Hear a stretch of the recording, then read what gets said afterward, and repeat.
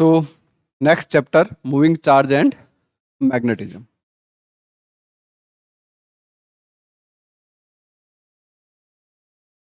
Moving charge and magnetism.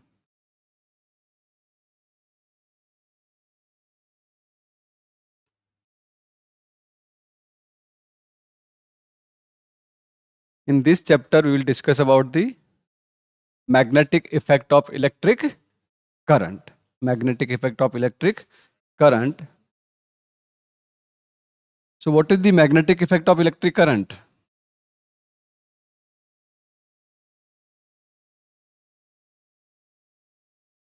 Magnetic effect of electric current.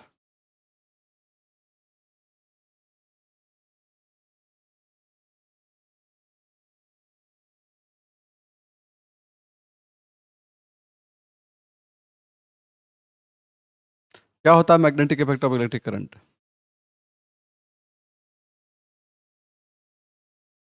तो जब किसी भी सर्किट में करंट फ्लो होता है तो उसके सराउंडिंग रीजन में क्या होता है? मैग्नेटिक फील्ड जनरेट होता है. This phenomena is known as magnetic effect of electric current. When current flow through the any conductor, magnetic field will generated surrounding in it.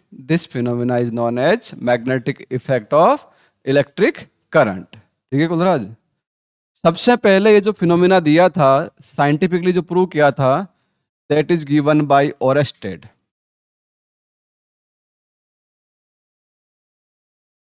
Oersted नाम का एक साइंटिस्ट था. तो ओरेस्टेड एक्सपेरिमेंट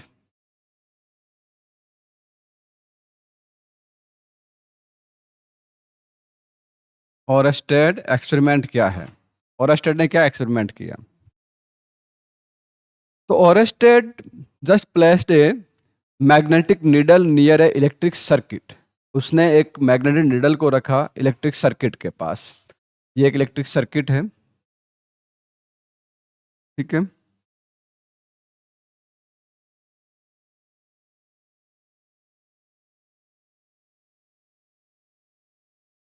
और इसके पास उसने क्या कर दिया? मैग्नेटिक नीडल को रख दिया. अब जब ये की ओपन है, सर्किट से कोई करंट फ्लो नहीं हो रहा है, तो नीडल अपनी मेन पोजीशन में है. नीडल अपनी मेन पोजीशन पे है. जैसे ही वो क्या करता है, इस नीडल को सर्किट को क्लोज करता है, की क्लोज करता है, तो देखता है क्या होता है? नीडल अपने मेन पॉइंट से डिफ्लेक्ट होती है. मेन पॉइंट से क्या होगी? डिफ्लेक्ट होगी. बोला जा. ठीक है. तो इसका मतलब क्या हुआ? जैसे ही करंट फ्लो हुआ इस सर्किट के अंदर, जैसे ही करंट फ्लो होना शुरू हुआ, क्या हुआ? ये नीडल क्या हुई? अपने मेन पोजीशन से डिफ्लेक्ट हुई. डिफ्लेक्ट होने के पीछे रीजन क्या होगा? क्यों हो रही है? मैग्नेटिक नीडल है. It means it will experience magnetic force. When magnetic force apply on this needle, then this will deflect from mean position. Magnetic force कैसे generate होगा? When magnetic field generated surround the circuit. So when current flow through in this circuit, magnetic field will be generated in this region, and that's why this needle will experience magnetic force. When we change the direction of current, when we change the direction of current means we will change the polarity of the battery. Then what happen? Direction of deflection will be changed. Direction of deflection will be changed. That means direction of force will change. So direction of force will change. That means direction of magnetic field also change. So magnetic field also है vector quantity. किस type की quantity है? Vector quantity. उसकी direction important है कि नहीं यहाँ पे?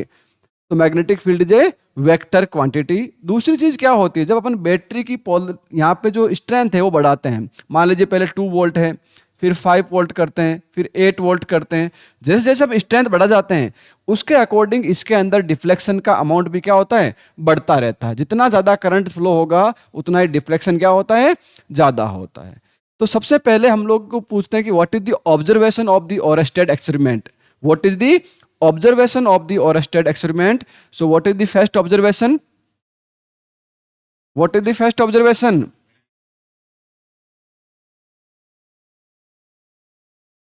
magnetic needle will be deflect from its mean position when current flow through the circuit. ठीक है, by changing the direction of the current, direction of the deflection also change. Magnitude of the current affect the amount of deflection. More current, more deflection. ठीक है, and these are the observation. By these observation, Oersted finds some conclusion. So what are the conclusion? When current flow through the circuit, magnetic field will generated surrounding in its region. Generated magnetic field is a fixed direction. That means it is a vector quantity. Strength of the generated magnetic field will depend on amount of current in circuit. Strength of generated magnetic field depend on amount of current in circuit. More current, more magnetic field, more strength of the magnetic field will be produced. This all about the Oersted experiment. इसका अलावा Oersted ने कुछ भी नहीं बोला. इतना ही इसने किया. इसने कोई मैथमेटिकल कैलकुलेशन नहीं की, कोई मैथमेटिकल फॉर्मूला नहीं दिया. अब इनसे पूछा गया कि भाई साहब ठीक है मैग्नेटिक फील्ड जनरेट हो रहा पर कितना हो रहा है, तो उसके लिए कौन आया फिर नया आदमी? कौन आया? Biot Savart.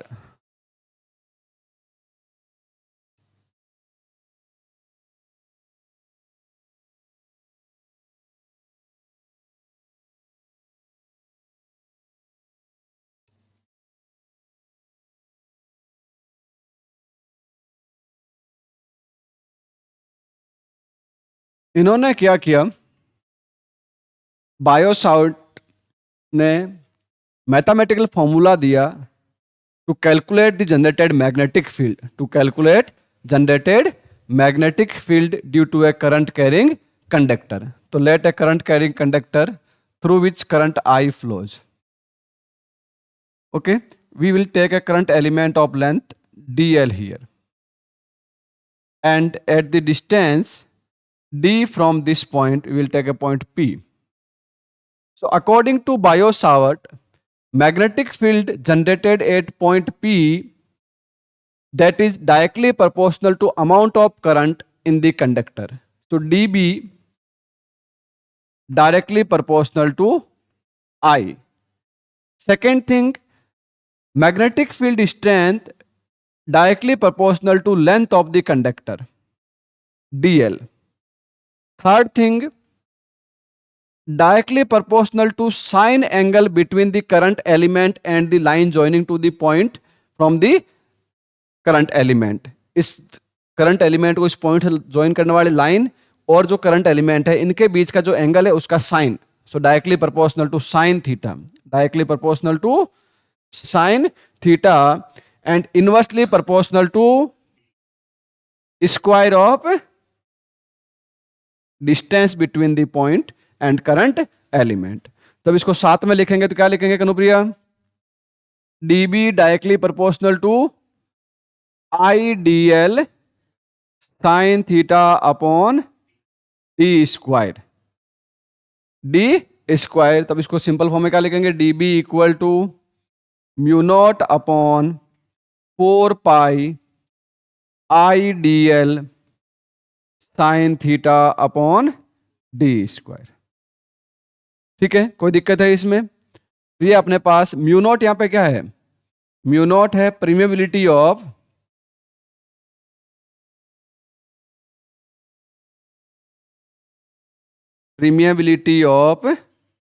Free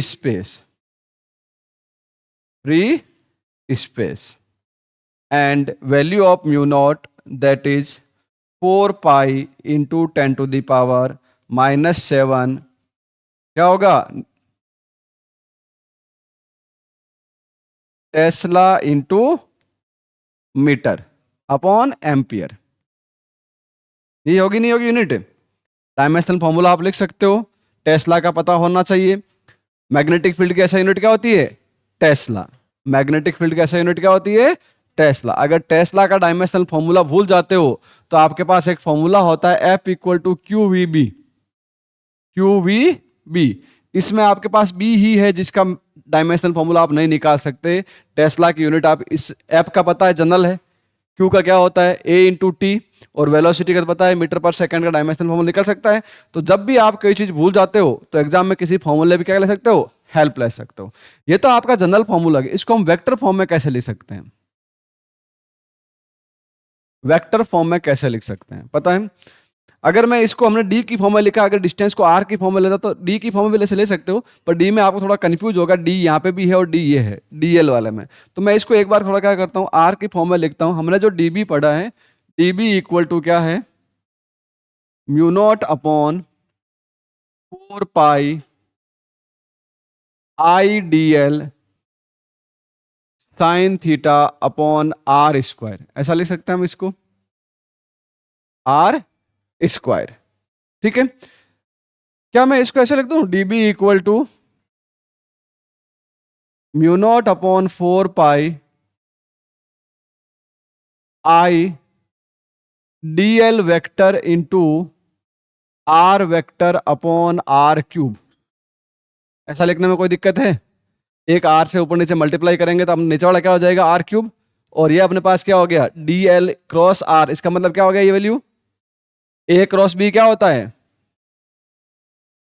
A cross B equal to A B sine theta. Okay, ये वैल्यू अपने पास रहती है। तो यहां से डीबी वेक्टर इक्वल टू, इस फॉर्म वेक्टर फॉर्म हम लिख सकते हैं। ये लिखा रखा ना, पहले वेक्टर फॉर्म नहीं लिखा रखी है, ठीक है, वेक्टर फॉर्म है ना, तो इस चीज का ध्यान रखना। अब अपने पास देखो, हमने एक पढ़ा था इलेक्ट्रोस्टैटिक चैप्टर के अंदर, electric field E equal to क्या होता है, के क्यू अपॉन आर स्क्वायर। ठीक है, ये पढ़ा था। और अगर हम वेक्टर फॉर्म में लिखना चाहें, E vector equal to k q upon R square, R cube into R vector आप कर सकते हो, इसमें भी ऐसा कर सकते हो, कोई दिक्कत नहीं है करने में। या हम लोग क्या लिखते हैं, k q upon R square into R cap लिखते हैं, k q upon R square into R cap. R cap equal to क्या होता है, R vector upon R, R vector upon R. तो जब यहां से हम लोग इस टाइप की वैल्यूज लिखते हैं इसके अंदर, इन दोनों को आपको रिलेट करना, दोनों में फर्क क्या है। बायो सावर्ट लॉ और कुलम्स लॉ में देखें इलेक्ट्रिक फील्ड के अंदर, और मैग्नेटिक फील्ड में डिफरेंस देखें तो क्या होता है। दोनों में सिमिलरिटी क्या है, both follow inversely proportional law. Inversely square proportional law follow हो रहा है कि नहीं हो रहा है? यहाँ पे इनवर्स स्क्वायर लॉ, दोनों के दोनों क्या कर रहे हैं, इसको बोलते हैं inverse square law. Inverse square का मतलब समझते हो? इनवर्स स्क्वायर लॉ क्या होता है कि यहाँ पे डिस्टेंस का स्क्वायर और उसके इनवर्सली प्रोपोर्शनल क्या होता है, मैग्नेटिक फील्ड और इलेक्ट्रिक फील्ड। कि जिस पॉइंट पे आप मैग्नेटिक फील्ड या इलेक्ट्रिक फील्ड फाइंड करते हो, दोनों को जो वैल्यू है वो उस पॉइंट की डिस्टेंस से, जो डिस्टेंस है उसके स्क्वायर के इनवर्सली प्रोपोर्शनल होती है। तो both will follow inversely square law, उसको फॉलो कर रहे हैं। दूसरी क्या सिमिलरिटी है दोनों में, दोनों के दोनों मीडियम पे डिपेंडेंसी होती है कि नहीं होती है। यहाँ म्यू नॉट है, यहाँ पे हम नॉर्मली क्या लिखते हैं, के 4 पाई एप्सिलॉन नॉट, और वहां पे भी अगर दूसरा मीडियम हो तो क्या लिखना पड़ेगा अपने पास, mu not into mu R लिखते हैं हम लोग साथ में, या ऐसा लिखते हैं नहीं लिखते हैं, वो भी हम देखेंगे इसके बारे में। प्रीमिबिलिटी और अलग अलग मीडियम की अलग अलग प्रीमिबिलिटी होती है, क्योंकि फ्री स्पेस क्या होती है, 4 पाई इंटू 10⁻⁷। ठीक है, पर मैग्नेटिक फील्ड हम ज्यादा डिटेल में जाता नहीं है, केवल इसी के बारे में क्या करते हैं, डिस्कस करते हैं, और इसमें अपन डिटेल के अंदर चीजें डिस्कस करते हैं। अब यहाँ पे दोनों में डिफरेंस क्या है, दोनों में क्या डिफरेंस है मेजरली। अब यहां देखो, जो इलेक्ट्रिक फील्ड होता है that is produced due to charge in rest, तो ये क्या है, रेस्ट का फिनोमिना है। ये किसका फिनोमिना है, रेस्ट का फिनोमिना है। ठीक है, और दूसरा हम लोग देखें तो यहां पे ये देखें आई, यहां पे चार्ज क्या हो रहा है, मूव हो रहा, चार्ज क्या हो रहा है, मूव हो रहा है। तो electric field produced by charge in rest as well as moving charge also produce electric field, but magnetic field always produce by the moving charge. Magnetic field किससे प्रोड्यूस होगा, मूविंग चार्ज से। ये मैंने पहले भी आपको बताया था कि charge at rest will only produce electric field, charge in motion will produce electric and magnetic field, and accelerated charge particle will produce electric field, magnetic field and electromagnetic wave. Electromagnetic wave, इस चीजों के बारे में हम पहले भी discuss कर चुके हैं। अब यहां पे हम लोग देखें दूसरी इसमें सिमिलरिटी क्या है, डिफरेंस क्या है। यहां पे देखो डायरेक्शन का डिफरेंस है यहां पे, ठीक है, और यहां पे डायरेक्शन का डिफरेंस। तो इलेक्ट्रिक फील्ड वेक्टर की डायरेक्शन जो है that will along the line joining, या तो रेडियली इनवर्ड होती है या रेडियली आउटवर्ड होती है। But here you know In this one, we have cross product. We have cross product. If we have cross product of A cross B equal to C vector, then direction of C vector is perpendicular to the plane of A and B. जो C vector है उसकी direction A और B दोनों जिस plane में है उसके क्या होती है, परपेंडिकुलर होती है. इसका मतलब जो मैग्नेटिक फील्ड है ये इस DL वेक्टर और R वेक्टर जिस प्लेन के अंदर है उसके क्या होगा, परपेंडिकुलर होगा. तो उस प्लेन में नहीं है. तो इलेक्ट्रिक फील्ड क्या होता है, along the line joining, but magnetic field perpendicular to the line joining. Perpendicular to line joining होता है कि नहीं होता है, क्योंकि जिस प्लेन में लाइन रहेगी उसके परपेंडिकुलर होगा, तो उस लाइन का भी क्या होगा, वो परपेंडिकुलर होगा. समझ में आ गई चीज, कोई दिक्कत है इसमें? और क्या डिफरेंस है बताओ. यहां पे ये साइन एंगल थीटा पे डिपेंडेंसी कुछ है, पर यहां पे ऐसा कुछ है क्या, यहां पे ऐसा कुछ भी नहीं है. बीच जो एंगुलर डिस्टेंस होती है उससे कोई फर्क नहीं पड़ता इलेक्ट्रिक फील्ड में, पर मैग्नेटिक फील्ड में फर्क है पड़ता है. समझ में आ गई चीजें. दोनों में सिमिलरिटी, दोनों में डिफरेंस पूछ ले, पता चल जाएगा कि किसी भी एक करंट कैरिंग वायर है, एक चार्ज पार्टिकल है, उससे जो मैग्नेटिक फील्ड प्रोड्यूस हो रहा है और इलेक्ट्रिक फील्ड जो है उन दोनों में क्या रिलेशन होगा और क्या डिफरेंस होगा. पता चल गया अच्छे से, कोई समस्या नहीं. चलिए नेक्स्ट हम देखते हैं application of Biot-Savart law. Application क्या क्या है.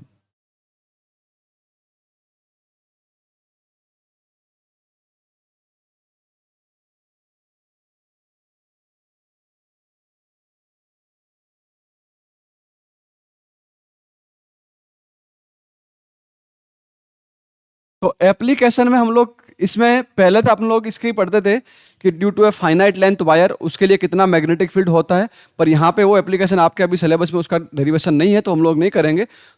हम लोग इसकी केवल एक एप्लीकेशन करेंगे. कौन सी करेंगे, magnetic field due to a circular ring. Magnetic field due to a circular ring.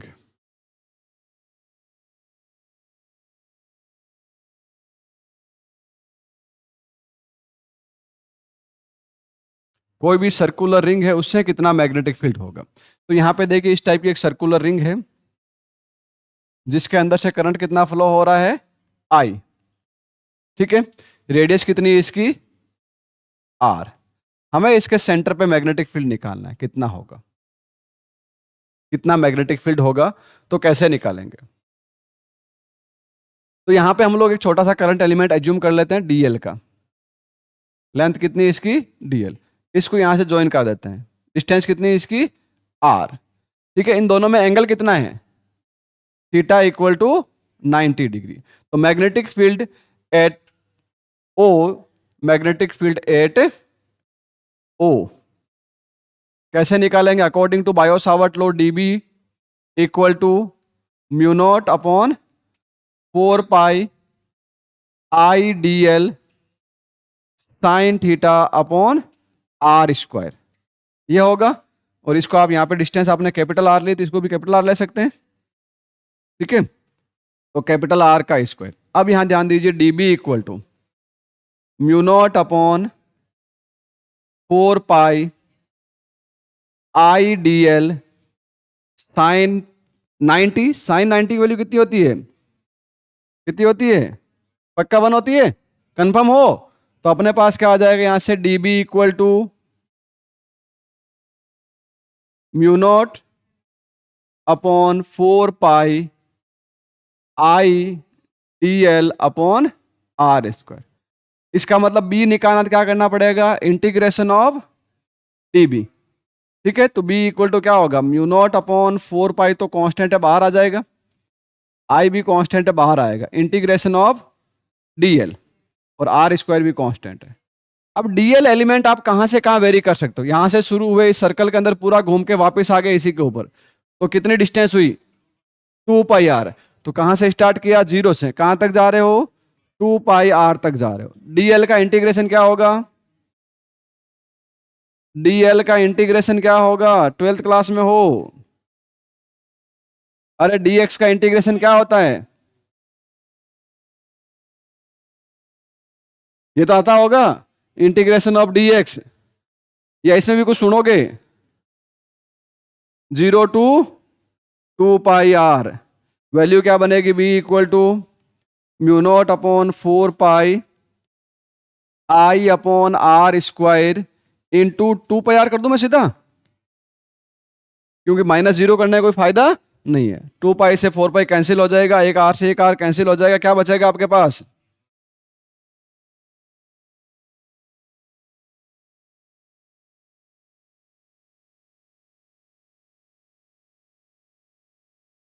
तो क्या बचेगा? B equal to mu not upon 2 I upon, या mu not I upon 2 R लिख सकते हो सीधा आप।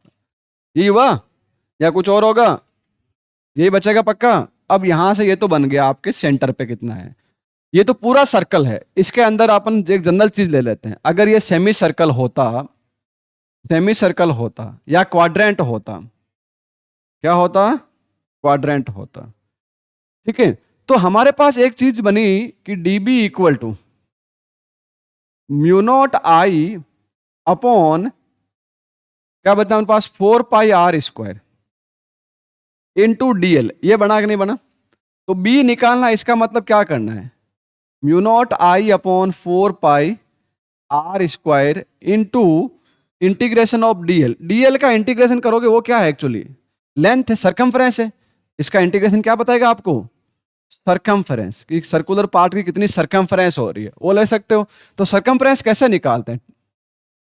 एक आर्क लेंथ होगी ना, पूरी सरकमफ्रेंस अगर आपको पता है तो आप आर्क लेंथ निकाल सकते हो, नहीं निकाल सकते हो? बताओ आर्क लेंथ कैसे निकालते हैं? छोटा पार्ट है ना ये, आर्क लेंथ एल है मान लीजिए, तो कैसे निकालोगे? Theta upon 360 into, 10th class में पढ़ा है, theta upon 360 into 2 pi R. ऐसा कुछ पढ़ा है कि नहीं पढ़ा है? तो फाइनल अपने पास फॉर्मूला क्या बन जाएगा? ये 2 पाई से ये कैंसिल हो जाएगा, 2 बचेगा, ये आर से आर कैंसिल हो जाएगा, आर बचेगा। ठीक है, तो बी इक्वल टू फॉर्मूला क्या बन जाएगा फाइनल अपने पास? Mu not I upon 2 R into theta upon 360। अब आपको कोई भी एंगुलर डिस्टेंस दे दे तो आप उसके अकॉर्डिंग क्या कर सकते हो? बी की वैल्यू फाइंड कर सकते हो। सेमी सर्कल का होगा तो सेमी सर्कल में क्या होगा बताओ ललित? सेमी सर्कल में क्या होगा? अगर सेमी सर्कल है तो क्या होगा मेरे भाई? थीटा कितना हो जाएगा? 180 हो जाएगा।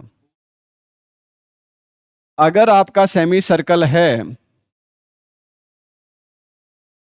तो सेमी सर्कल में थीटा इक्वल टू कितना आ जाएगा? 180 डिग्री। तो बी इक्वल टू कितना आ जाएगा? Mu not I upon 2 R into 180 upon 360। 180 upon 360 कितना होता है? 1/2। तो बी का फॉर्मूला क्या बन जाएगा? Mu not I upon 4 R. कोई समस्या है इसमें? अगर आपको बोले क्वाड्रेंट है, क्या है? क्वाड्रेंट है तो एंगल कितना होगा अमरदीप?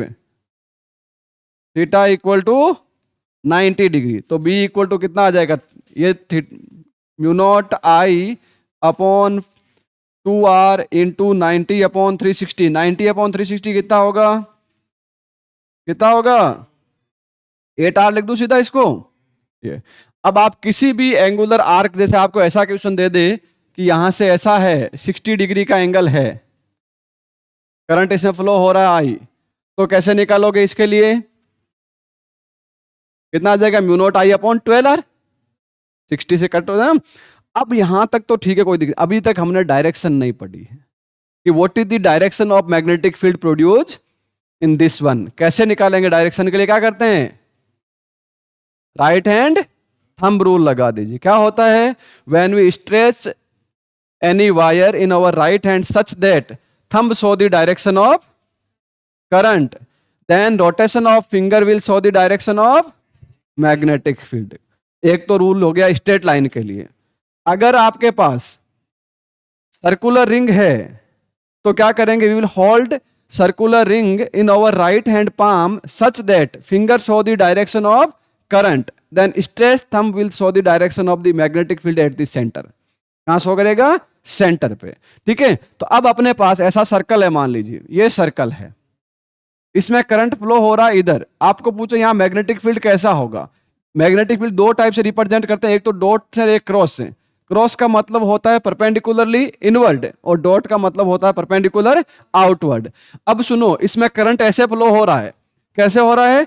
ऐसे हो रहा है कि नहीं हो रहा है? इस रिंग को ऐसे पकड़ा, पकड़ लेंगे ऐसे, तो अंगूठा कहां जा रहा है? अंदर जा रहा है। अंदर जा रहा है, इसका मतलब यहां मैग्नेटिक फील्ड कैसा होगा? क्रॉस होगा। कैसा होगा? क्रॉस। सिंपल, कुछ ज्यादा नहीं सोचना है।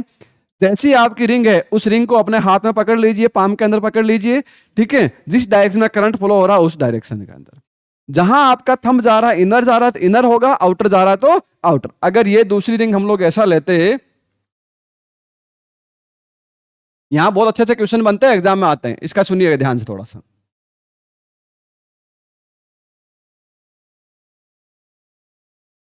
क्या हुआ? कोई लिमिट नहीं होती इसकी।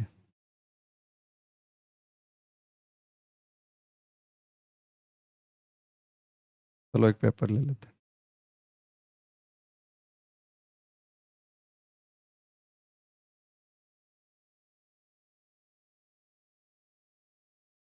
अब देखो, ये अगर ऐसा है, ये सर्कल है, इसमें करंट फ्लो हो रहा है इधर आई, और एक सर्कल है जिसमें करंट फ्लो हो रहा है इसके अपोजिट इधर वाला आई।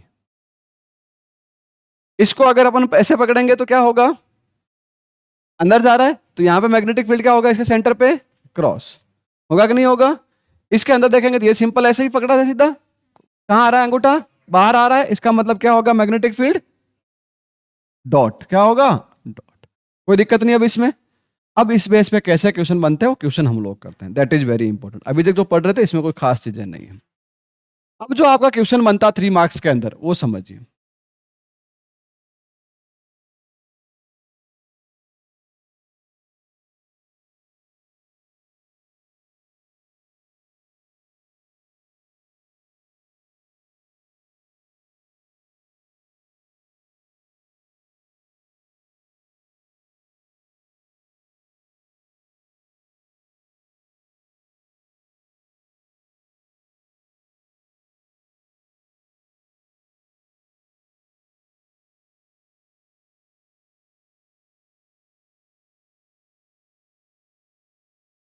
आप पूछे कि what is the magnetic field at point O, इस ओ पे कितना मैग्नेटिक फील्ड होगा, हमें ये फाइंड करना है। तो कैसे फाइंड करोगे? सब आर्क हमारे पास है, आर्क के लिए मैग्नेटिक फील्ड का फॉर्मूला हमारे पास है, क्या है? B equal to mu not I upon 2r into theta upon 360। यह दिमाग में एनी टाइम रहना चाहिए। क्या होता है formula? Mu naught I upon 2r into, अरे यार सबकी एनर्जी होगी ना, बोली जोर से, क्या होगा फॉर्मूला? बोल, जोर से बोल, क्या होगा? जोर से बोल। हाँ ऐसे बोल, तुम भी बोल, जोर से बोल, जल्दी बोल। हाँ ठीक है। अब सुनो, तो यहां पे क्या होगा? इसके अंदर हमारे पास देखें तो ये अलग डायरेक्शन में, ये अलग डायरेक्शन में, ये अलग डायरेक्शन में। सबसे पहले देख लो, इसको अगर मैं B1 बोल देता हूं, इसको बोलता हूं B2, इसको बोलता हूं B3, कोई दिक्कत नहीं है। अब इसके आगे मैं क्या कर रहा हूं, इसकी साइन बना देते हैं हम लोग कि कौन सा किस डायरेक्शन में मैग्नेटिक फील्ड होगा, ताकि सोल्व करना क्या रहे आपके लिए आसान रहे। तो क्या होगा भाई, पहले उधर है रिंग ऐसे, तो क्या जाएगा? अंदर। अंदर मतलब क्या हुआ? क्रॉस। ये इधर है तो क्या हुआ? डॉट। ये इधर है तो क्या हुआ? क्रॉस। अपन जब सॉल्व करते हैं न्यूमेरिकल तो नॉर्मली क्रॉस वालों को क्या मानना है? नेगेटिव लेना है, और डॉट वालों को क्या लेना है? पॉजिटिव। बट फाइनल आंसर लिखते टाइम पे क्या ध्यान रखना है? फाइनल आंसर लिखते टाइम पे क्या ध्यान देना है? क्या ध्यान देना है? कि इनवर्ट दी प्लेन या आउटवर्ड दी प्लेन। अगर नेगेटिव आंसर आता क्या लिखोगे? इनवर्ट दी प्लेन, और पॉजिटिव आता क्या लिखोगे? Outward plane. अब सिंपल पहले B1 निकालो, कितना होगा B1 की value Taruna? Mu naught I1 upon 2R1 into theta upon 3, क्योंकि थीटा सब में सेम है, थीटा सब में क्या है? सेम। इसके साइन क्या लेंगे? ये क्रॉस है तो साइन क्या ले लेंगे? Minus. B2 equal to mu naught I2 upon 2R2, value last में डालेंगे हम लोग, क्योंकि थीटा अपॉन 360 सब में क्या है? कॉमन। और ये क्या लेंगे हम? प्लस का। B3 इक्वल टू क्या होगा? Mu naught I3 upon 2R3 theta upon 360। और ये वैल्यू प्लस में लेंगे कि माइनस में लेंगे? क्यों लेंगे माइनस? क्रॉस है। तो B इक्वल टू क्या होगा? B1 plus B2 plus B3। एक बार प्लस लिख दें यहां पे।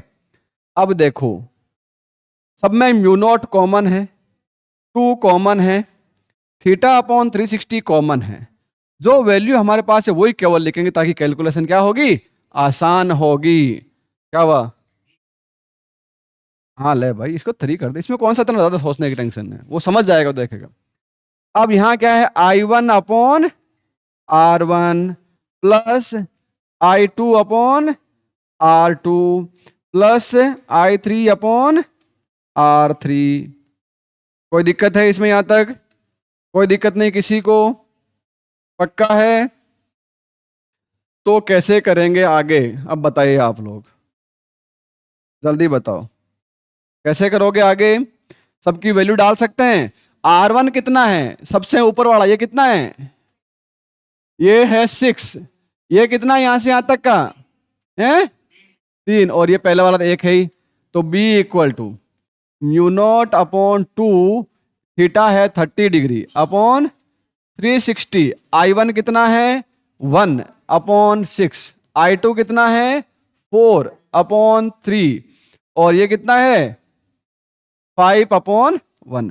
अब प्रॉब्लम आप लोग बोल क्यों नहीं रहे हो? प्लस माइनस की गलती कौन कर रहा है? कर रहे हैं कि नहीं कर रहे हैं? ये माइनस की वैल्यू, ये भी किसमें है? माइनस। तो ये माइनस आएगा, ये भी माइनस आएगा। आएगा कि नहीं आएगा?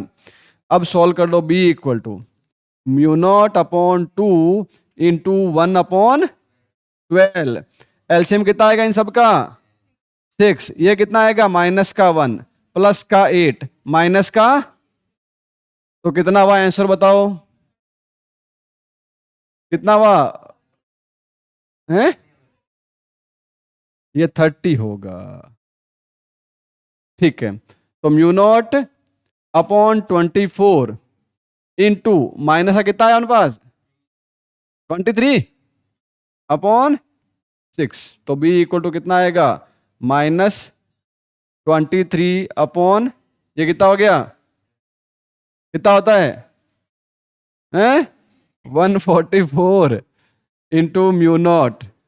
अब क्या लिखोगे फाइनल आंसर में? B equal to 23 upon 144 mu not.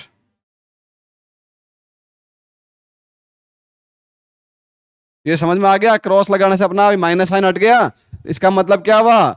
Inward plane के अंदर की ओर है नेट मैग्नेटिक फील्ड। तो पूरा बायो सावर्ट लगा कंसेप्ट समझ में आ गया नहीं आ गया बताओ अच्छे से?